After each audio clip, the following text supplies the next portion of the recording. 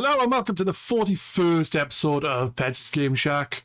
Today we have a new guest joining us to talk about What the Bat. This is just playing now. I was like, what are we playing again? So joining us is Jazzem. How are you doing, dude?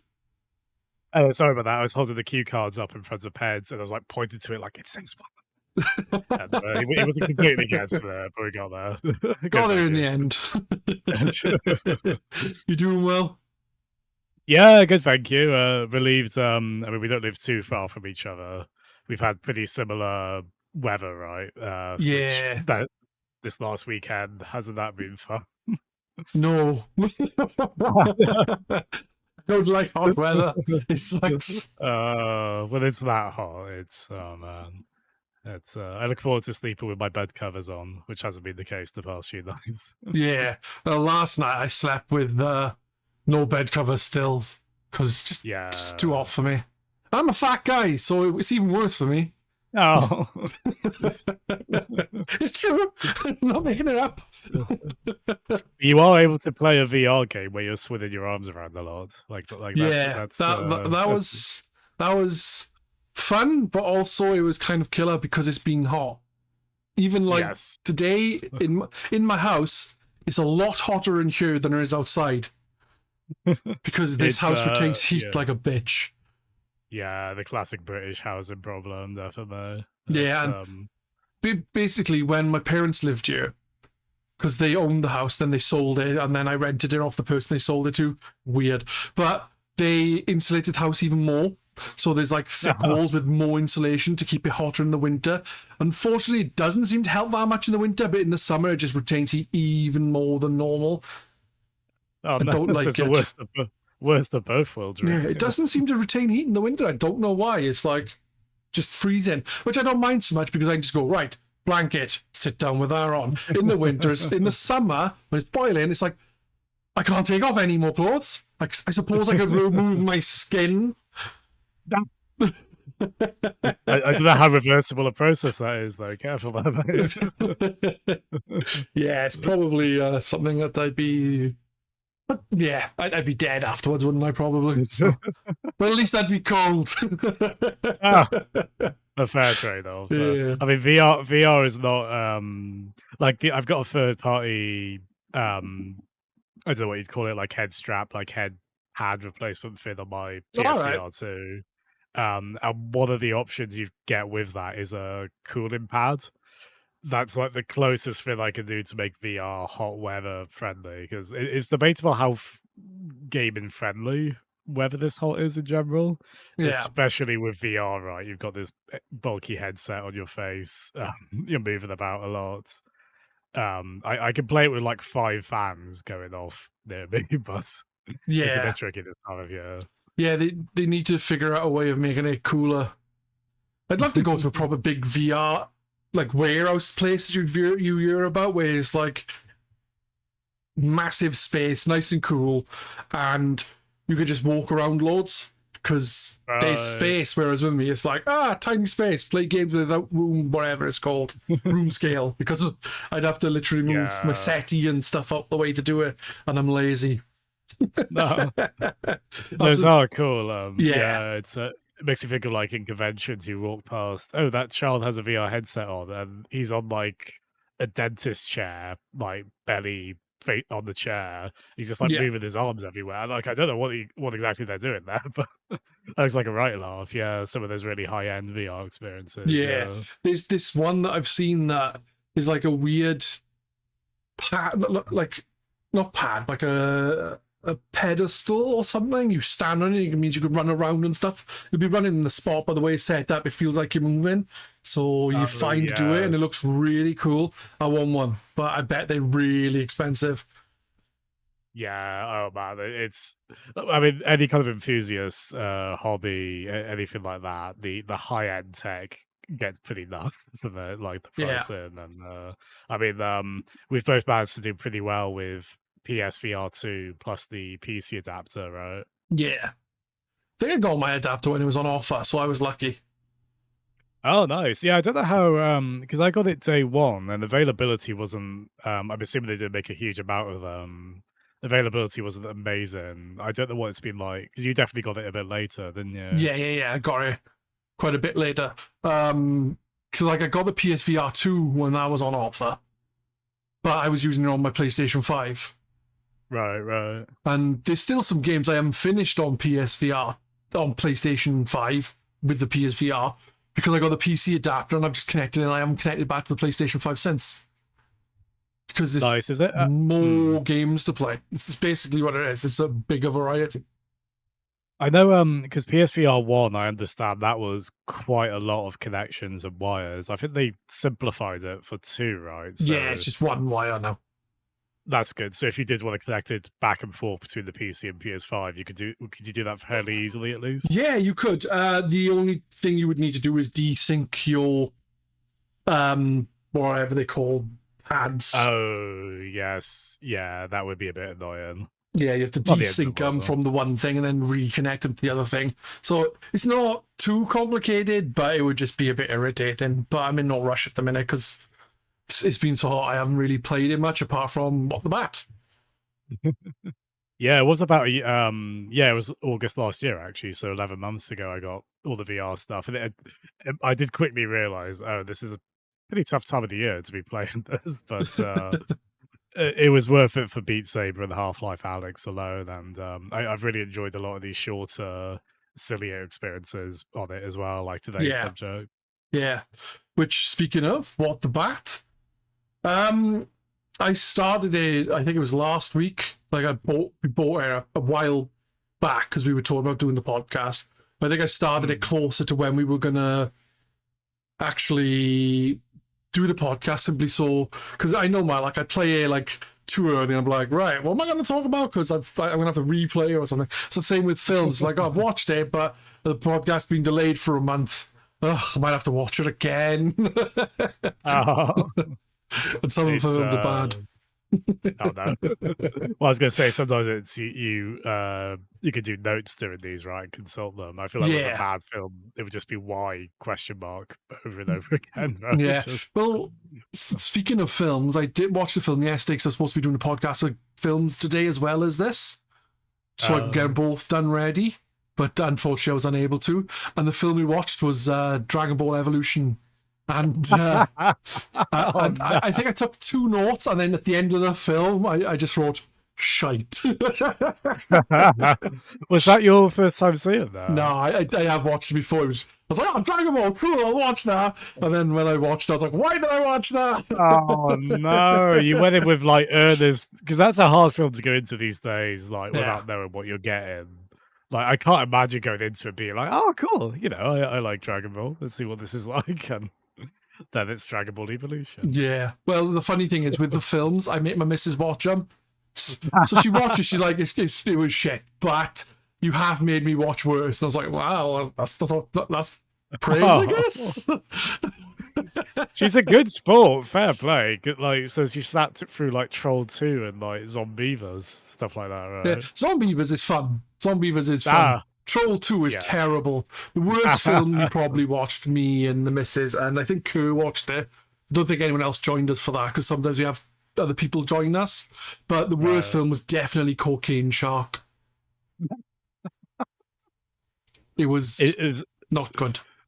Is that a film funnier in concept than it is in execution? Well, I think for the first 5 or 10 minutes, I was like, oh, this is pretty funny, actually. So bad it's good kind of funny. And then after that, it was just like, even though it was trying to be daft and whatever, it was just really bad, and I hated it by the end. So that could be one, though. Yeah. Joke fairly easily for like a full run time. I don't even get the name Cocaine Shark, from the sounds of what Kerr was telling me. Cocaine Bay was coming out. So whoever made the film within 3 days after Cocaine Bay was announced. So then there's a Cocaine Shark coming out. Something stupid like that. It's crazy what people do. But so it's not part of a shared CCU cocaine cinematic universe. That would be good. Cocaine Bay was actually enjoyable. Cocaine Shark, not so much. Alas. Yeah. So what did you find for speaking of bats, even though we were talking about bears and sharks. What did you think of What the Bat then? Because I rather enjoyed it. Pez was like, speaking of cocaine, did you enjoy that? Exactly. Yeah, so this is the we were talking, so this series is 3 games in, right? And Yeah, so this one came out in 2022. Um so I'm trying to figure out the order because I believe What the Golf was first. yeah, definitely got What the Golf was first, but then I'm not sure Yeah. after that. Yeah, because what okay, here we go. What the Golf was 2020, non-VR. What the Bat is second, the one we've played. That is VR. And then What the Car is non-VR. Their most recent one came out last year. It came out last year. I Um, picked it up not long ago. nice, nice. Because so what these games are, they're if one is aware of the GIF of the fella laughing at a magazine called Sensible Chuckle, and it's got a dog with a dunce cap on it. Which is from a really funny show called Danger Five. That, but yeah, these games really are sensible chuckle the game because they're little kind of physicsy, puzzly, absurdist comedy games, basically, right? Where you're given a scenario, and usually you have to get a trophy, right? Like usually there's a trophy in the distance. Yeah, And what the golf, you'd have to hit it with get there with a golf ball. At least there's like the simple starting scenario. um what these games do so wonderfully is they escalate in silliness, right? So so like, okay, first one, you just like hit a golf ball with the golf I was gonna say golf bat. That's this game. With the golf club, and then like, okay, that's normal. And then it's like, wait, hold on, I did the swing, but then my golf club went flying. Oh, that's what I was doing. And then it's like, oh, okay, and then we're gonna try and hit this car with the golf club. Oh, wait, hold on, we're controlling the car and it's rolling everywhere in a yeah, ridiculous manner. And like, and suddenly there's goofy animals involved. So they're really fun for that. And VR is such a good fit for it, right? Like, because there's so much you could do within that space in really silly ways. And they kind of cleverly realized, okay, 2 VR controllers, that's 2 bats basically, right? And yeah, then it's just a lot of again, the starting scenarios usually hit a baseball with the bat, try and hit the trophy with that. And then before long, you're brushing your teeth with the bat. yeah. Before long, you're like rolling pastry. Before long, you're like moving a road barricade up and down so cars don't run over cats that are trying to cross the road. Do you know what's funny is with you mentioned that, and it was one of the things I was thinking about is the barricade. I didn't look around, so the very Yeah. first thing I did was, oh right, I gotta let cars through. Open the thing, squish all the cats. I was Yeah. like, what? I don't think I was meant to do that. And we should stress because it's a very I don't know how to describe the art style. It's a lot of like single shaded colors, a bit children's book, I guess. Hmm. Um, like a lot of this game has a big elephant. It's like a chibi elephant almost, like where it's just the head is like 90% of the body. Yeah. Well, um, one thing I liked about the elephant, speaking of, is he had braces on his tusks at one point. I was Yeah, like, there's that's quite cool. there's a lot of funny, yeah, like monocles or 3D glasses on the animals, or like, yeah, a lot of kind of again, sensible chuckles really. Yeah. There's not a mean bone in this game's body. It's just a lot of really funny dark scenarios. And you made a good point there as well with because one of the big things with VR is obviously just the immediacy of looking around you, and they're able to use that quite well in this game where because sometimes it's not immediately clear what you need to do. A Yeah. few cases, admittedly, usually involving putting bread in a toaster. Those I always found quite fiddly. And you found that as well, did you? Yeah, I think trying to pick up the bread with your bats because no thumbs. Yes. Yeah. Yeah, I mean, but the game is clever with like, oh, you need to really observe your environment. Like you're always stuck in place, and the levels are never too long, so you're not going to usually be spending too like insufferably long an amount of time. But there's a lot of like, oh, there's like a goose over there which has the fin I need. Or Yeah. something like that, or like, oh, there's this open electrical current. Okay, I need to connect one bat to that. Yeah, A wooden bat, mind you, but I still a wouldn't bet. Which has yeah, yeah. bones in it. Which has bones in it. Yeah, yeah, to be fair, it's, Yeah, well, it's got me it's like, well, like, yeah, I guess lightning and trees are well, in any case, like, yeah, there's a lot of observing the environment cleverly, it is. b but yeah, admittedly, what we were talking about with the toast there, that probably does go to probably my biggest criticism of a game I still really enjoyed.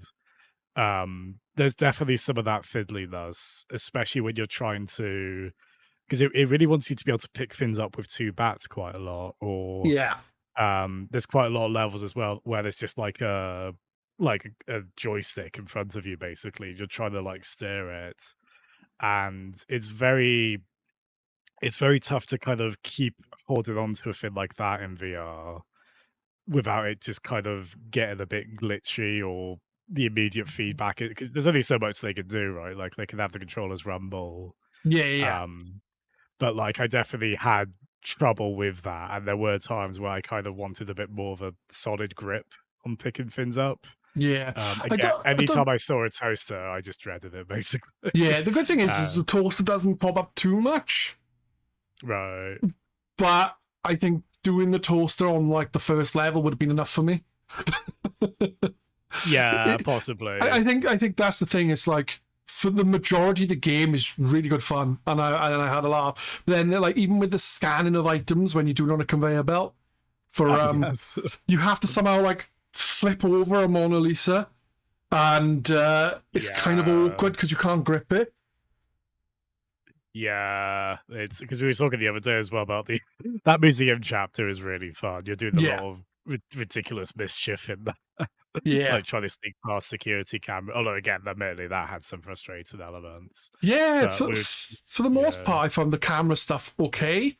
There was one where I had to smash a load of glass cases and I yeah, hit the trophies in there, but like I keep getting caught by the camera because I wasn't still enough or something, and that would be yes, irritating. Especially because sometimes you hit the glass and it wouldn't smash.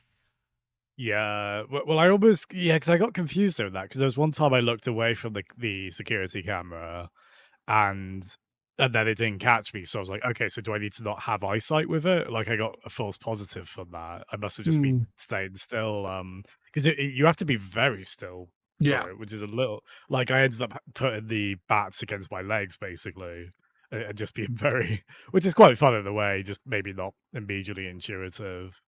Um, there are some very funny examples of that, because there are the DLC levels, right, which I don't Yeah. think you've played? I haven't. No, I'm on the space level, and I'm like most of the way through. I've got like a couple left to do. So I don't know how much Nice, I've got 'cause left of the game, but I'm assuming not much, because I'm in space. I think yeah, that's a natural, uh, climax kind of thing, isn't there? Yeah. You're actually very close to the end of the regular game then, and the space world is definitely one of my favorites. They do get very creative. Like, have you done the kissing satellites yet?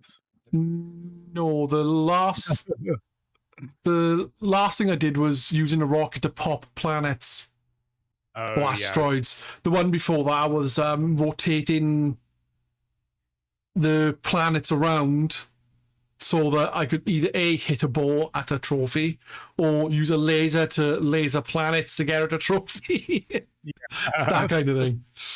I think the game is at its best when it's very creative with the input method. Because admittedly, I do think there are a few too many levels where you are just, like, moving a joystick with the bats, and it's a bit Yeah. kind of well, the only way this is using the VR at this point is the stereoscopic 3D, which can help for depth perception, but it's a bit kind of I almost kind of wish, well, could there not have been a more creative way to control these? Because that planets one you mentioned, that was the sort of thing that I loved in this, where I don't know the term for that, but that kind of astronomers when you've got all the metal holes and then all the planets and the sun are on them and they can Hmm. rotate. I I hopefully listeners know what I'm talking about. It's hard to, but like, yeah, it's a really creative level in this where you're moving those, and that's Yeah. moving the actual planets around you, and you have to kind of get creative with the perspective on that. Again, using the VR space very well. Um, the DLC levels, they're Battywood, so they're all Hollywood based. And what was interesting is, I'd say the regular game, generally a really good time. Some frustration, a bit too many joystick levels, a little bit too much fiddliness, and maybe I wanted more creative input methods sometimes. I'd say the DLC is almost all gold. I think the DLC is the best part of the game. Really? Um, yes, it's certainly the funniest because it can. I guess they can leverage like film parody stuff. Yeah. Um, I don't know how much of that I should spoil, but I just a lot of me laughing throughout that, like a sheep trying to do evil Knievel stuff. So you're trying to like manipulate that. It gets into some of the really creative input methods I was really wanting where suddenly you've got like these little white balls on your bat. Oh, it's because I'm a motion capture Finn. Ah, that's cool. Yeah, there's a lot of again sensible chuckles at just really creative stuff like that, or Yeah. this wonderful bit where you're trying to catch a thief basically, and it's one of those where the puzzle is almost, well, where do I even start? What's my ability? And you realize, oh, if I press this button on my left bat, I've got a torch, and then you're using that in this monochrome environment to like pick up footsteps, and Oh, they that's cool. appear if you yeah, and a lot of fun film parody stuff like The Shining. There's a chapter just based on The Shining, and it just had me laughing like an idiot.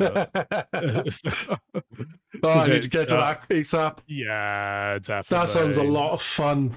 Like I said, I've enjoyed it for the most part anyway. Like, I think I can't disagree with you at all about they being a bit too much of the moving a joystick. Right. That is a little meh, but the other stuff, just general, even just hitting a ball at the right thing was fun. Like the farm one where you're like, oh, I've got to, put apples on a tree. Instead of them growing, you hit them onto the tree with your bat. Then you paint them red. Yeah. That was just daft fun.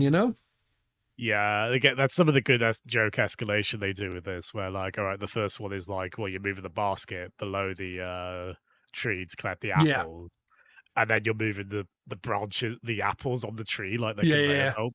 Like It's, it's that was fun kind of inversions they do really well in these games. yeah. I also like the fact when you like have to hit the balls. If you hit the elephant, it just spits the ball back to. Yeah, yeah. The elephant's kind of the running character of this game, isn't it? It's Yeah. there's quite a few fun running motifs. Like you're playing as kind of a female character in dungarees, and at the end of every chapter you do the selfie, Yeah. right? Which again, a clever observation. Oh, a bat is kind of like a selfie stick, so you're kind of Yeah. directing that, and there's usually fun things you can do, like you've got you can paint on a painting behind you, and then get that in the selfie. Yeah. Yeah, like that's kind of a fun runner, and they call back to that in fun ways. They'll do that in the final boss after you've done that. Um, Admittedly, that's one of the other really fiddly things in this game. Anytime you need to paint on anything, Yeah. like I was reminded earlier of like, oh, there's like you have to paint stripes on a horse to make them a zebra. And then you scan them because it's like a barcode edit. Like again, really Yeah. creative and clever, but Yeah. man, it's I guess it's quite hard to do with like just a free controller that's not gonna be on the surface in real life, but it is in the game. But anytime you had to draw on something, I did find that really difficult. Yeah. I must Especially admit. like some of them, it's like, oh, look, there's a pattern to follow. Try and follow the pattern. Nothing like it at all. Like Yeah, yeah. with the painting, I'm pretty sure it's glasses and a mustache and a mouth or something. And for Oh me, it's yes. just a big blob. One big It's blob. yeah. 'Cause I do think a game like this where I feel like the main focus is making you laugh and smile, and then a bit of creative puzzle solving needed. Yeah, definitely. I don't think I don't think it ever benefits from being really difficult or in particular requiring precision. So I think quite a lot of the game, not all of it, it is usually pretty good about letting you be a bit loose with it. Like again, there's things like trying to put the bread in the toaster that Yeah. I don't know if you could say that's the Dark Souls of the series of games, but it's just so. Do you know Oh my what? days! I found Yeah. the easiest putting the toast in the toaster was the one where you have to do it underwater. Because the Oh toast yes. floats a bit, so it's easy just like tapping about. Because that's what I did. I got into the water, then I was just tapping it into the right place in the end. Instead of trying to use two bats, because two bats with toast is ridiculously difficult. It's surprisingly difficult. It's harder than you think it would be.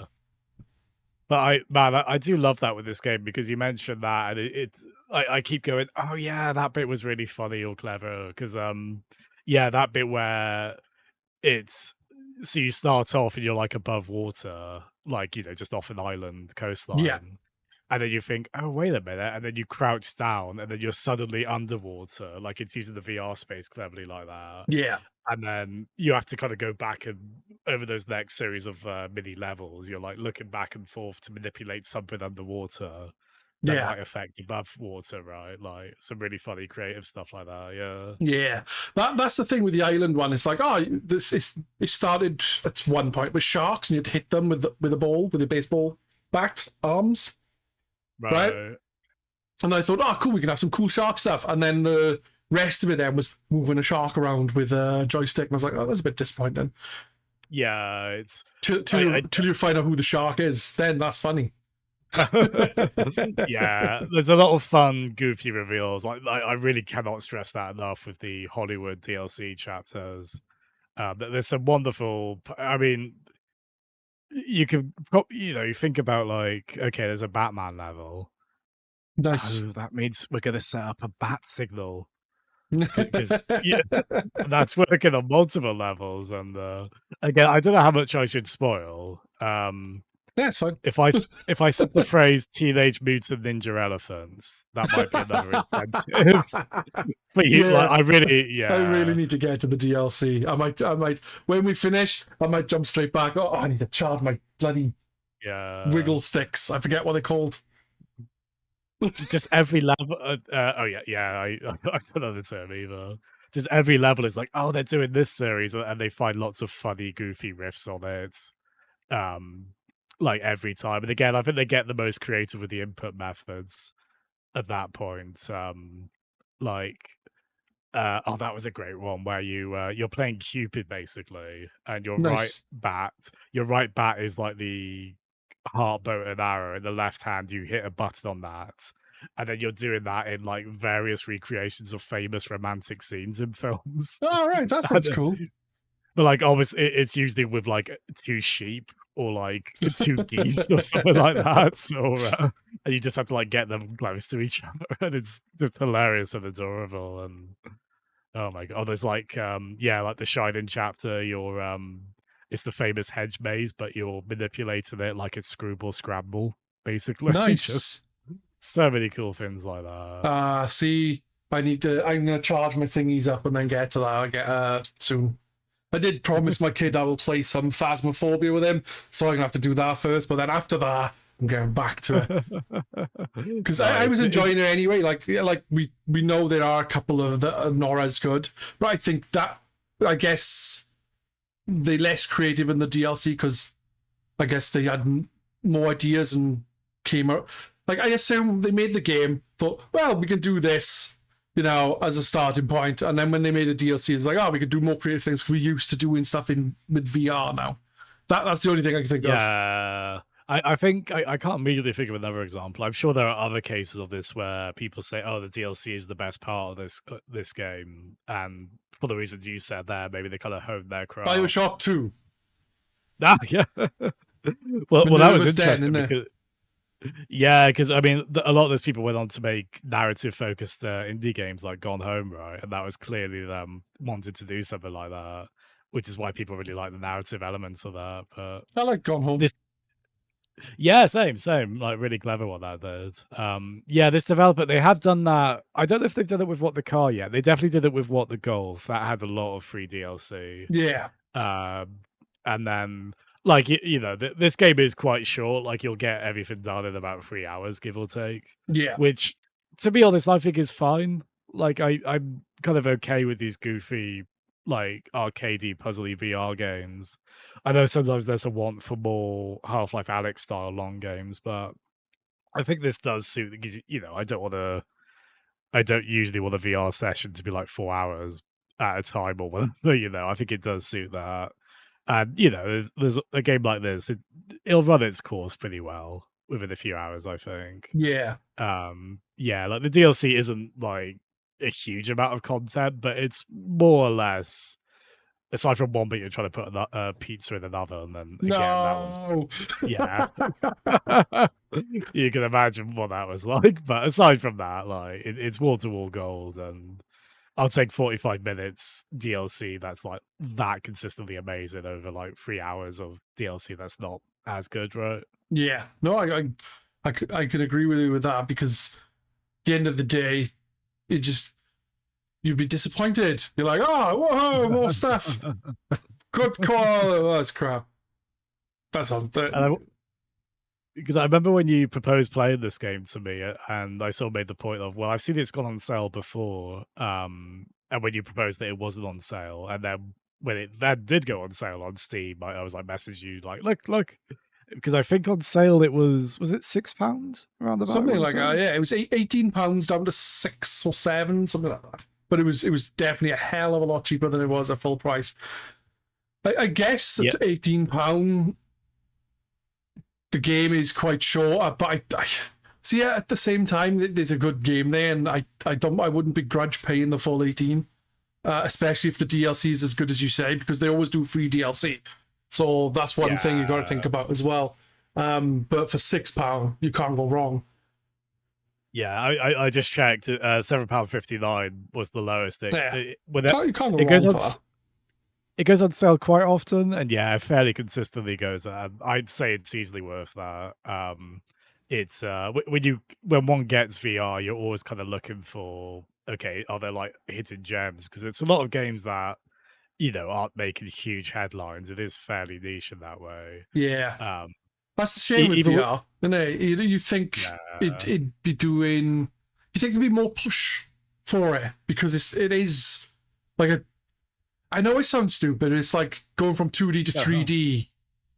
You know, it's that kind of thing going from 3D to VR. It's like a big leap, right, and yeah. it just doesn't seem to get the same kind of push as other games do. It's strange. I like the way you put that, yeah, because it definitely is. I've always been quite keen on stereoscopic 3D. Like I did like it on 3DS as well. Hmm. Um, it is also something where I don't want everything to be that because you do feel it on your eyes. Your eyes are having to do more work to perceive that. Yeah, And I don't want every game I play to be in VR, but it is wonderful what the very unique, specific things it can do, and there's definitely value in having that yeah, in games. Just yeah, I think unfortunately it's just very hard for it to maintain or build big momentum. Like it is inherently a niche luxury thing, yeah. especially as The problem you got yeah. then is with VR. Not VR itself, but people like half of Alex is super highly rated, and then you have a lot of people going, "Oh, hopefully there's a mod so I can just play it normally." And it's like, but you're gonna miss out on loads of the cool VR stuff, and it's not going to be the same game. Like I'm not that far into it already. I'm like, yeah, this is really fucking good. It's just I don't think it would. I think it'd still be a good game in non VR, but I think you'd lose a lot of what makes it interesting if you played it normally. Yeah, I'm curious about because I know the non VR mod for it. It is pretty extensive, and I feel like it has to be. It would have to rework a lot of things because Hmm. just my God, I could just rummage in cupboards for hours in that game. That is just inherently satisfying and experience. And so, like the way you're scrounging, like you're crawling about, like it's. I would struggle to see how you could do that out of VR. It it, it is tough though because not everyone has a VR headset. Not Yeah, everyone is interested. Like there's an accessibility thing as well. Not everyone it's is able able to to. do Yeah, VR. Yeah, like there are inevitably going to be a lot of barriers where I can understand there being a desire for a especially because that is part of the Half-Life story, and there is fairly significant stuff in there without specifying any further yeah, on that front. So it is worth it for fans of the series to experience that, even if they can't do VR. But yeah, I mean, with this game, what the bat as well. Again, I think like when it's at its weakest, it is like when it's a bit too fiddly for its own good, or again those joystick levels where it's a bit sort of well, it doesn't feel like this is using the VR space as well as it could. But when it does use the VR space, which Yeah, or the the immediacy of those motion controls, again, especially those DLC levels, I can't overstate that. That is when it's at its best, and why you can see why they did want to do this as a VR rather than the flat game, right? yeah, definitely. Definitely. I need to get to the DLC levels, which I'm not far from it, I would assume. Yeah, it's again the sensible chuckles. They're off the chart by that point. I was just laughing like an idiot so much. Just I revealed a few things in there, but there's a lot more amazing Yeah. surprises in there too. Nice. So yeah.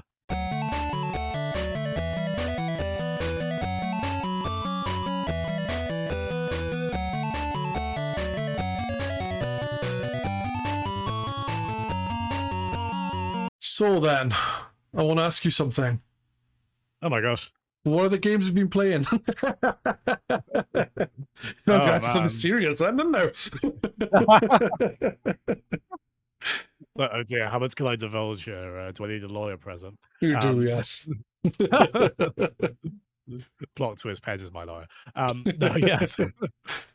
Yeah, so obviously, bit of Switch 2 stuff, which has mainly been, obviously on GRK, the weekly Mario Kart Monday, Yeah. um, which that's exploded quite a bit actually. Hopefully not too much because I we still want GRK people to be able to go in on there, but it's been quite fun, especially when the rooms could be up to 24 players anyway, just friends of friends piling in, Yeah. Yeah. certain I usernames. I was late this week, but last week I was there and there was like 24 players at one point for quite a bit, quite a few races, Yeah. which was really chaotic. Not unexpectedly, yeah, but there's still, oh my days. I think what I liked about yesterday's session was we were in that like 20-ish player zone where Mm, it was a nice big packed room, but there was still space for people to join.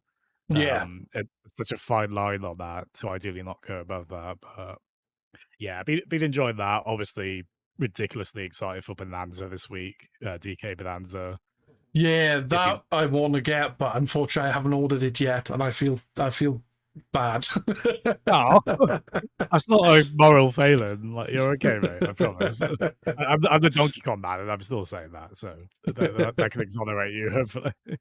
Um, yeah. And the other thing is Doom: The Dark Ages, which I actually really love, and I Yeah, know it's been yeah. I've heard I've heard people saying that it's a really good game, but it's just not in the same league as Doom and Doom Eternal.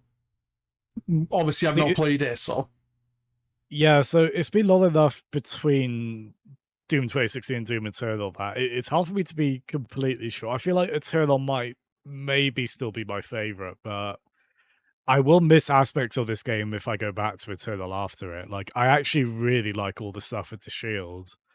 It's especially with speaking of games that get chaotic, there's so much going on around you in this, and it is just good to be able to have the shield and then parry it always feels amazing. Um, it's reminded me of the recent God of War games, interestingly. Like, so I feel all like a right, lot of the ways you throw this shield or you parry in certain ways or you direct it, it's very much like the throwing axe in all those more right, recent God of War. Yeah, and yeah, I really like that in that game as well because like similar to like use it a bit for light puzzle solving as well. The with this game they did want you to be more of a kind of slow heaving tank, but they also gave you a game speed adjustment option in the accessibility settings, and I've all right, actually bumped it up to 120% speed. Certainly tired a lot, but I actually overall really love the game at that rate. nice. Um, I don't know if I'd recommend that on controller. No, Maybe 110% speed, maybe, but on mouse and keyboard, it is just it is such a rush. Like, and I really actually like the weapon balance in this. Like, I feel like every weapon is useful in their own way, and I am off to go between oh, this one will get me more armor, which I desperately need right now. Oh, this one will build up this other thing that will be useful. Um, I guess if I have any kind of big critiques, they're not usually that big. The dragon flying, like, it's all right. Like I don't mind that.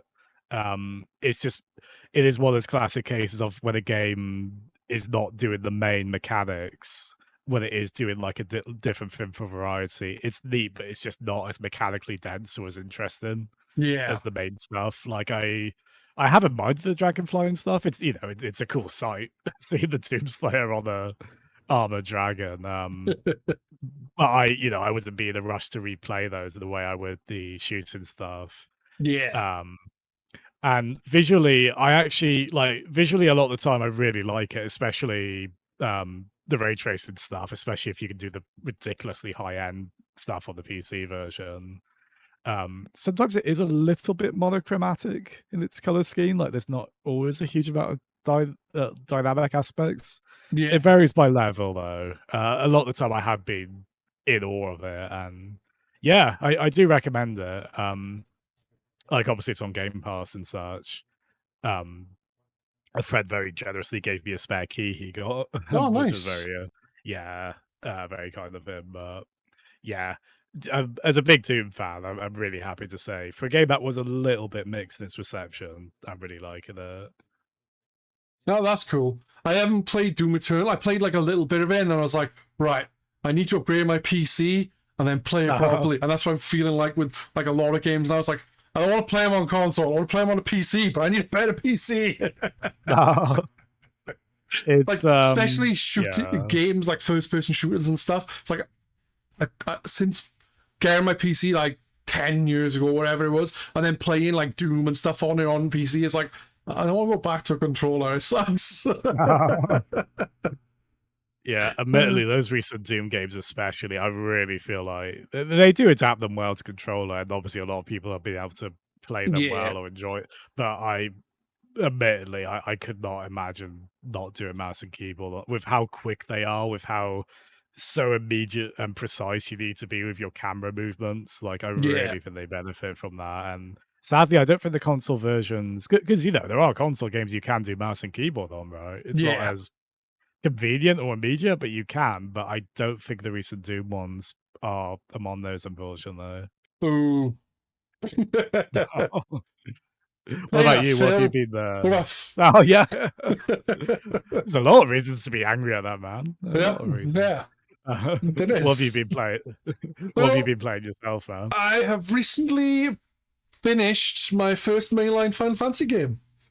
Oh yeah, of course. Well done. I was there for Yeah, that. it was. Yeah, I played through Final Fantasy 1 because I played a lot of the Final Fantasy games, but I've never finished one because I was like, No.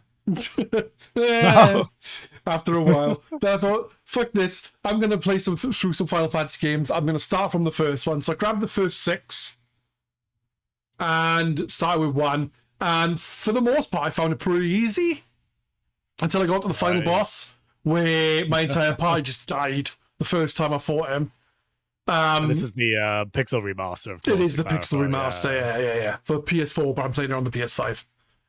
And I really enjoyed the game. Like I said, I did die to Chaos the first time I went up against him, which was shocking. Cumberdanes, who was also, they said, he seems like he had a bad pattern because he was healing himself and stuff like that. But he said the same when I was fighting another boss earlier in the game. They were using like some sort of like instant death move. So I'd have like full health of like 700 and then all of a sudden I'd be dead. I'm like, what? I still managed to kill the guy. But he's saying like that move I've never seen hit. Oh my days. I've never seen that move hit anyone before when it was hitting me. It's funny 'cause the different versions. There's been a lot. There's been like, well, obviously there's PS1, GBA, One This One Color, and Yeah. then like this most recent Pixel remaster. I'm sure there's a couple I missed there, but like they have varied in like balance and difficulty. Obviously, the NES one is pretty ridiculous. With the Pixel remaster, I think it is generally a very forgiving, easier going version. Yeah. It's I'm still an fine with 8-bit RPG at its heart, so you've definitely run into a bit of that, especially unlucky RNG. It sounds like, yeah. Yeah. Yeah, I enjoyed it though, and I am going to play through Final Fantasy 2. I'm just not sure if I'm going to play through something else and then go to Final Fantasy 2 or jump straight into Final Fantasy 2. Right. It's well, it's nice with starting with one because especially like the Pixel remaster, it's like a clean like 8 hours ish or so. Probably took Um, me, I don't know how long it took me actually. I think it took me about 10. yeah, that sounds about right. Like that's quite nice for just a quick fix, and also that's a big one to get off your list, right? Finishing the Yeah. mainline FF. Yeah. That's great. For those wondering, well, if he's not finished a mainline FF, but he's finished an FF, which one was it? It was Mystic Quest for the Super Nintendo. Started off strong. Hey, So good. musically, it can't be beaten. Well, it can, but Damn, it's got damn good music in it. damn right. Yeah, I'm so glad that music came back in theater rhythm. Like it is so good, weirdly good for that game. Yeah. Like, that's the thing, though. When I played through Mystic Quest when I was younger, I was still 18-ish, 17. 17. Oh, 17 I was. Because I was living in the flat. And I was 17 when I was living in there, and I moved up when I was 18. Yeah, something like that. Anyway, I actually didn't mind it, but it's a very different kind of game to find. Like Final Fantasy 1, for example. It doesn't really give you much in the way of direction. You're kind of figuring things out as you go in. right. Whereas Mystic Quest is very linear, if memory serves. Yes. Very linear. Well, it's meant as a you haven't played an RPG before, start with this one kind of game, right? Yeah, And it's debatable how well, for a number of reasons, how well it succeeds at that. I thought it was okay. I wouldn't know if I It played it now, but I did when I was younger. it's again, it's pretty breezy, like it's quite short.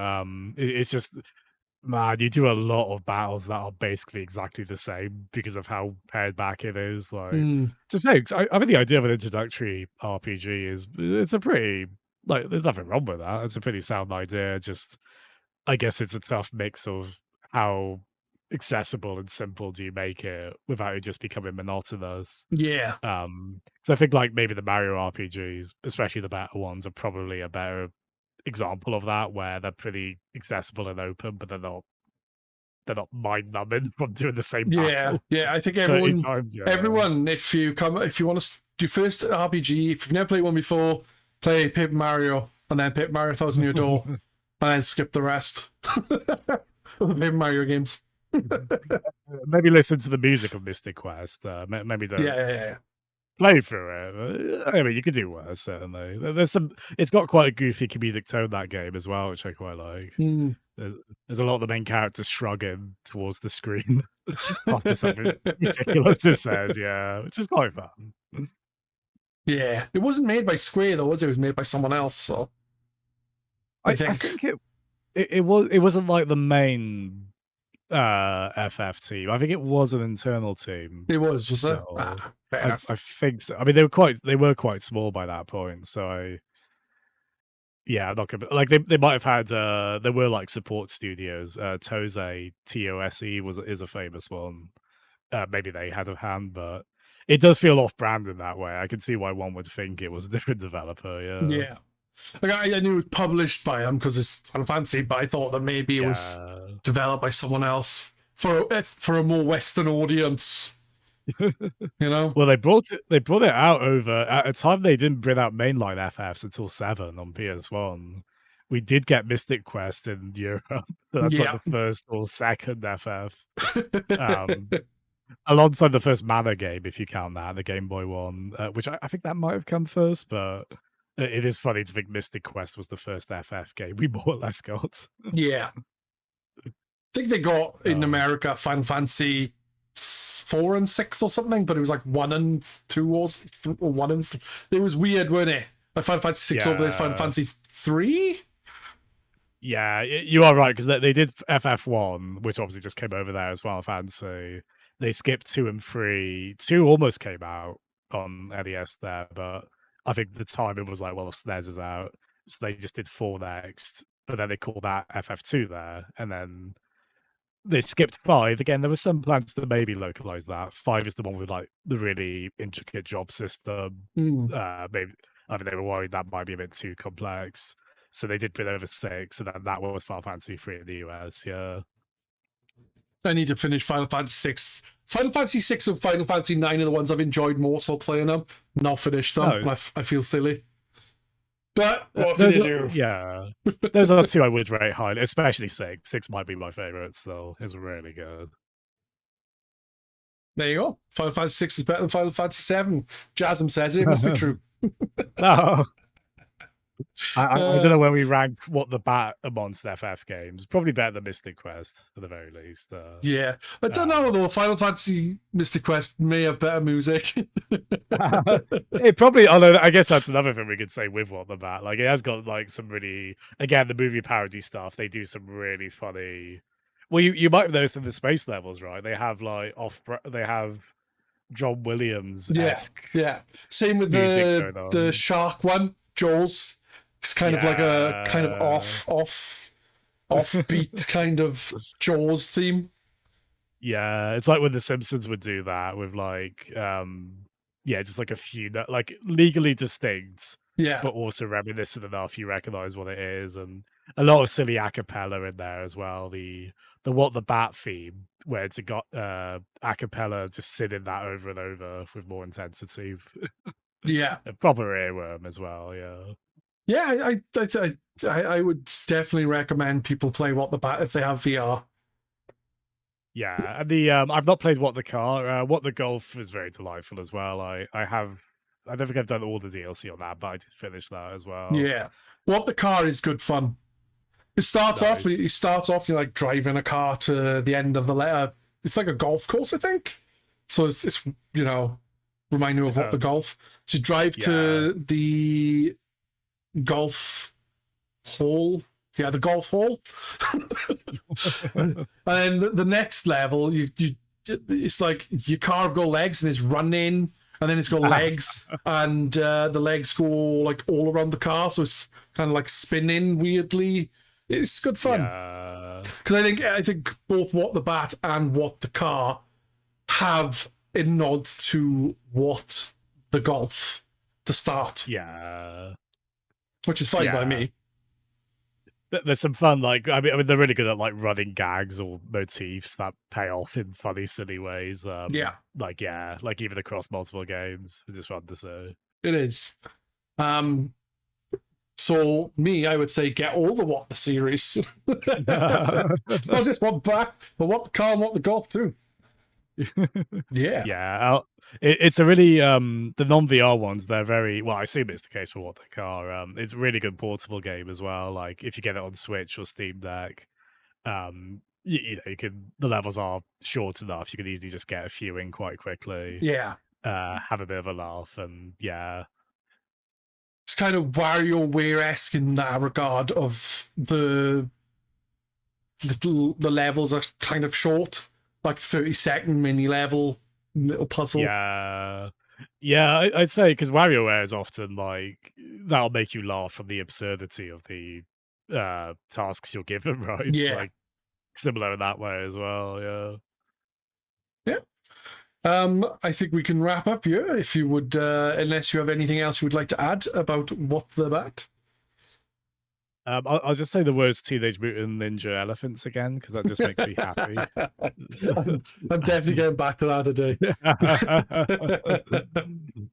No, thanks for having me. This was a fun choice of game as well. Like a bit, like not an immediately obvious one, but a really cool one to try. And despite some misgivings, I laughed and smiled like a complete idiot throughout this game. And I think that's a pretty good recommendation, ultimately, isn't it? Yeah. The funny thing with this game is I've noted myself, like when I'm doing certain things and I'll like shrug or make a face at something. It's like as if I'm actually doing these things. I'm like, what am I doing? Why am I shrugging? Like, oh, I've just smashed something, and I've looked around and shrugged. I've gone, well, me. It's a bit of a Tommy Pickles' dad. I've lost control of my life kind of moment, isn't it? In the best way possible. Yeah. Oh, amazing. Yeah, it's definitely worth playing. It's good fun, and the DLC sounds even better. Yes, can confirm. So thanks, Jazzem, for taking part. It's been a pleasure having you on. Thanks so much, man. I really enjoyed this. I'm glad.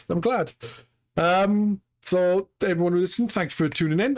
We will be back So hopefully in 2 weeks. If not, it'll be when we're back. Bye-bye. Thank you, everyone.